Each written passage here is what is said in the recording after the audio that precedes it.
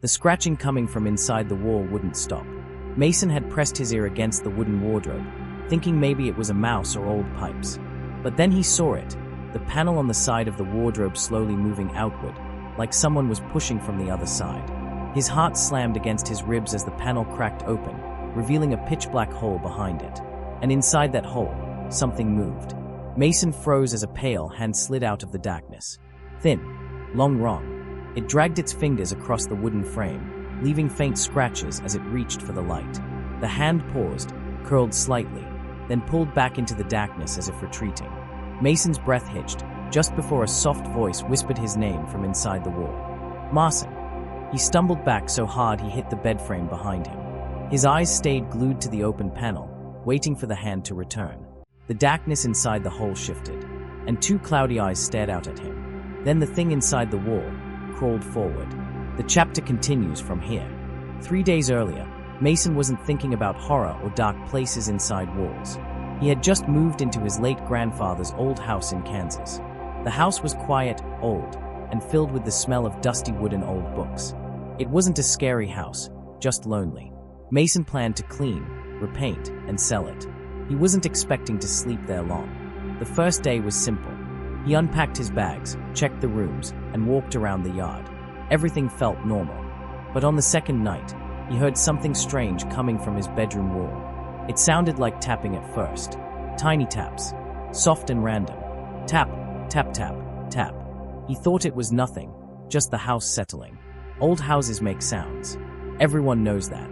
But on the third night, the tapping became scratching. Mason sat on his bed, staring at the wardrobe, trying to ignore it. But the sound kept getting louder. Closer. SCRR, SCRR, SCRR. Eventually he got up and pulled the wardrobe slightly away from the wall. He didn't expect anything to be behind it. Maybe a loose board or cracks in the wall. But he didn't find cracks. He found the outline of a door. A small one, just big enough for a child to crawl through. At first, he thought it must have been part of the house's old design, maybe a storage space. But the tiny door was nailed shut from the outside, as if someone long ago didn't want it to ever be opened again. Mason stared at it with a strange feeling in his stomach. He told himself not to touch it. That lasted 2 minutes. He grabbed a hammer and started pulling out the nails. They came out too easily, like they were old and loose. One by one, they clattered to the floor. When the last nail came out, the small door creaked open on its own, revealing nothing but darkness. It smelled cold, old, wrong. Mason reached his hand inside and felt nothing but empty air. When he pulled his hand back out, something cold brushed his wrist. He froze. The door suddenly slammed shut on its own. Mason jumped back, staring at the little door, breathing hard. He didn't sleep that night. By the next morning, he convinced himself he imagined everything.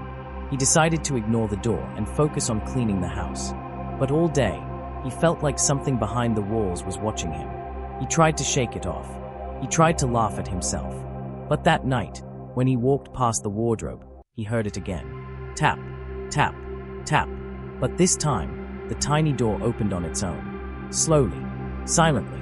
Behind it was the small crawl space he had seen before, only now it felt deeper, like it stretched far into the dark instead of ending at the wall. Mason leaned closer. A whisper slid through the opening like cold breath.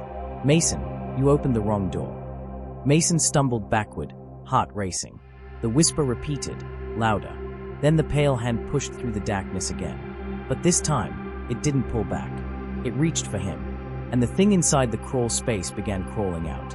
Mason scrambled backward as fast as he could, his heels slipping on the wooden floor. The pale hand kept coming through the crawl space, slowly, deliberately, its long fingers curling like it was trying to feel the air. The tiny door widened by itself, the hinges screeching softly as something behind it pushed forward. Mason grabbed the lamp from his bedside table and pointed the light toward the opening. The glow spread across the dark crawl space, and for a moment, everything inside went still. Then the face appeared. A pale, stretched face, eyes cloudy and unfocused, like someone who hadn't seen light in years. Its mouth drooped open, too wide for a human, and when it breathed, the sound was cold, empty, like wind passing through old pipes. Mason threw the lamp. It shattered against the wall, sending sparks across the floor. The figure flinched and retreated into darkness, pulling the tiny door shut with a sharp, loud snap. Silence filled the room. Mason's chest rose and fell rapidly. He didn't move, didn't blink, didn't breathe.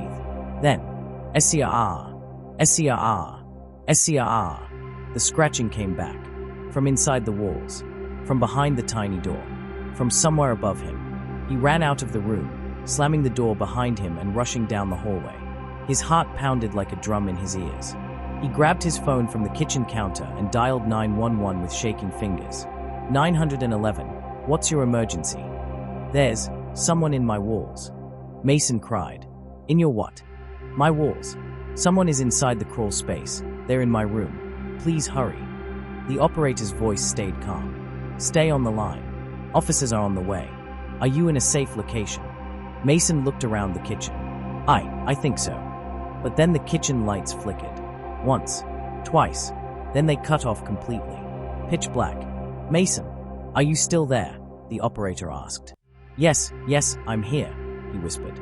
He reached for the light switch. Nothing. Then something fell in the room behind him. A small, dull thud. Mason froze.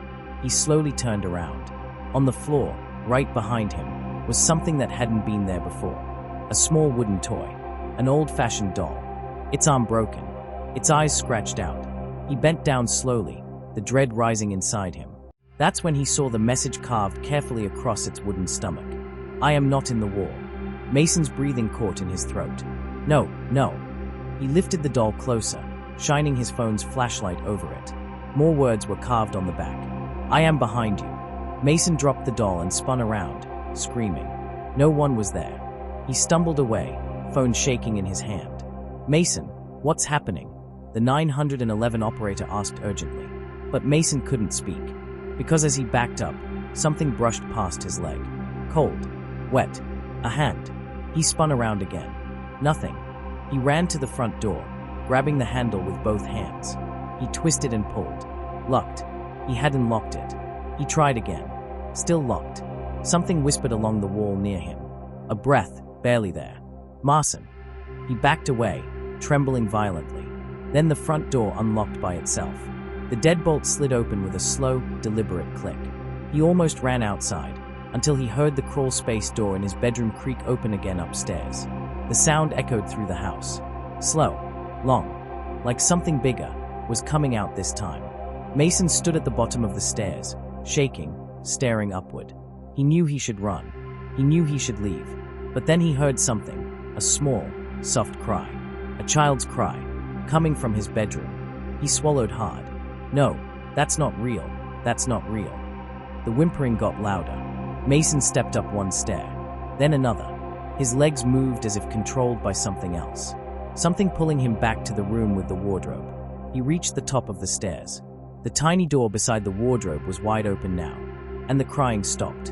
A new sound replaced it. Breathing. Deep. Heavy. Close. He stepped closer. Closer. Until he was standing right in front of the crawl space. A cold hand shot out, grabbed his wrist, and pulled him downward toward the darkness. Mason screamed as the cold hand yanked him toward the crawl space, his fingers clawing at the wooden floor. His shoes scraped loudly while the darkness below pulled with unnatural strength. Just when he felt his whole body sliding into the hole, he grabbed the bed frame with both hands. His arms shook under the pressure. The thing inside the wall tugged harder. Mason. The voice was right next to his ear now. Not behind him. Not inside the wall. Right beside him. He dared to look. A face was inches from his own. Gray. Stretched. Eyes like cloudy marbles. Hair hanging in wet strands. It smelled like the inside of a wet basement. The creature hissed between cracked lips. You opened my room. Mason kicked wildly until his heel struck something hollow. The creature hissed louder and loosened its grip just enough. Mason tore his wrist free and scrambled backward, hitting the dresser so hard the drawers burst open. The crawl space door slammed shut. Dust fell from the ceiling. Everything went still. Mason held his wrist. A bruise was already forming, shaped like long fingers. His breathing shook violently, but he forced himself up. He needed to leave. He needed to get out of the house before anything else happened. He rushed to the stairs, but as soon as he reached the top step, all the lights in the house flickered, then turned off. Complete darkness swallowed the hallway. No, Mason whispered, reaching for the wall for balance. A soft tapping sound echoed behind him. Tap, tap, tap, tap. He turned around slowly, shining his phone's weak flashlight down the hallway. The wardrobe door was opening by itself. Inside it, the small crawl space door, now shut just moments ago, began opening again. Slowly, painfully slowly, as if someone inside was pushing it with trembling fingers. Mason backed away. He ran down the stairs as fast as he could and sprinted toward the front door. This time, he grabbed the handle and pulled. It opened instantly. He almost cried with relief, until something whispered from the darkness upstairs. "You forgot something." Mason froze at the doorway. He didn't want to look back. He didn't want to know. But the whisper repeated, clearer, closer. "You forgot your shadow." He slowly turned his head. His shadow was still on the stairs, just standing there, perfectly still, not matching his movements at all. The shadow tilted its head slowly, like it was studying him. "No," Mason whispered. "No, that's not real." His shadow lifted an arm. Mason didn't move, yet the shadow waved at him. Then it stepped forward out of the light, and separated from him completely. A human-shaped shadow walking independently down the stairs. Mason stumbled backward out of pure fear. The front door slammed behind him, and he fell onto the porch. He crawled backward down the steps until he reached the yard. His heart roared in his ears as he stared at the house. The upstairs light flicked on. The shadow stood in the window, staring down at him. The curtain moved even though the window was closed. Then, the shadow lifted its hand and pointed behind Mason. He froze. There was nothing behind him. He turned back to the house. The crawl space creature was pressed against the bedroom window now, its long fingers scraping the glass with slow, deliberate strokes. Its mouth opened, not screaming, smiling, a wide, broken, unnatural smile. The front door creaked open on its own. Mason stepped back, shaking violently. "Stay away from me." The creature didn't move. The shadow didn't move. The house was silent. Then something new happened. Something worse. Something Mason had no explanation for. The small crawl space door, the one beside the wardrobe, the one upstairs, the one on the other side of the house, began opening right behind him in the yard. A square panel of earth shifted. A tiny wooden door pushed through the ground. The same door, the same size, the same hinges. It opened slowly. A pale hand slid out. Mason. He stumbled backward as multiple tiny doors began opening around the yard, each one pushing through the dirt like graves being dug from below. One by one, pale hands reached up from each dark square. Dozens of them, reaching, searching, calling his name. He turned and ran as fast as he could, sprinting down the road under the yellow streetlights. The house shrank behind him. The hands continued reaching. The whispers followed him all the way down the dark street, and even when he reached the main road, even when he called for help, even when police arrived, he swore he could still hear the soft tapping inside the patrol car walls. Tap, tap, tap, tap, and a whisper followed him wherever he went. "You opened the wrong room."